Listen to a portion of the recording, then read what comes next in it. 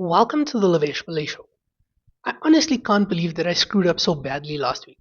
Okay, it's not that big of a train smash. I know I'm over exaggerating, but I don't know how I didn't have time to record an episode last week. And on top of that, this week is even later. If you want to hear something that makes me extra sad, even more sad than not recording an episode, listen till the end. Anyways, this week's episode is here, so don't forget to like and subscribe before we get into it. Okay, now this week was the Canadian Grand Prix, and what a fun race. The predictions had some rain scheduled for the weekend, and we really weren't disappointed. The main race began with all drivers on the intermediate tires except for the two Haas drivers. The American outfit went straight out with X-Wets. Our initial thoughts were very mixed, wondering what the hell were these guys thinking. Surely X-Wets can't be the best of options for current conditions.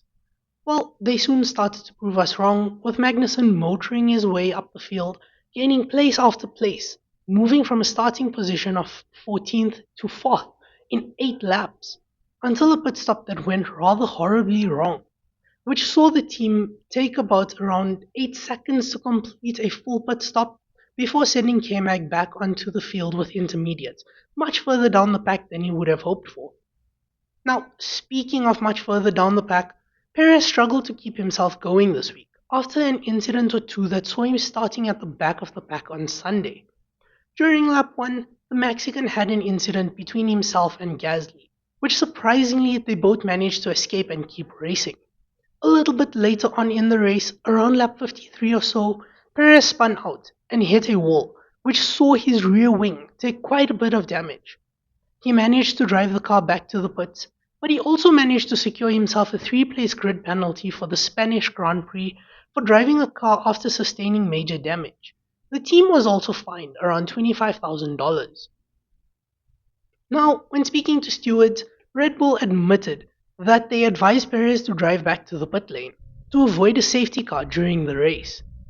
At the time of incident, his teammate, Verstappen, was in the lead.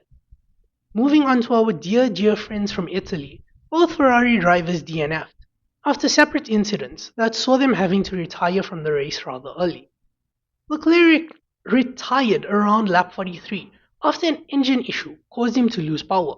Sainz spun out and took Albon with him not long after the Leclerc incident, resulting in a rather devastating day for Ferrari after having a double podium finish in Monaco. Speaking of Williams, both Williams drivers failed to finish the weekend after the aforementioned incident with Sainz and a wall-hitting incident that saw Sargent damaging his car enough to retire early. The race saw a massive battle for the top spots between Verstappen, Norris, Piastri, and the two Mercedes drivers. The race ended with Verstappen on top, Norris in second, and Russell in third. Hamilton pulled in a decent fourth and Piastri fifth. I left the next part for last because it hurts just a little. And if you stayed till the end, thank you so much. Don't forget to like and subscribe to the channel. Sergio Perez has officially signed a contract extension with Red Bull, which will see him with the Austrians for another 2 years. Yuki Tsunoda has also signed a contract extension with Vika, resulting in him remaining with Red Bull's junior team till the end of 2025. Esteban Ocon will be leaving Alpine at the end of the season, with the decision seeming to stem from the incident between the Alpine drivers in Monaco. Now, the biggest reason for me to be rather disappointed by this is because it's screwing up my entire prediction episode, which I'll leave at the top if you're watching on YouTube. So far, I'm on track with a bit of what I predicted, but not entirely there, especially with the Perez move, which I still think is a horrible idea. And after this past 2 weeks, I don't see Red Bull loving the move of extending Perez's contract by a full 2 years.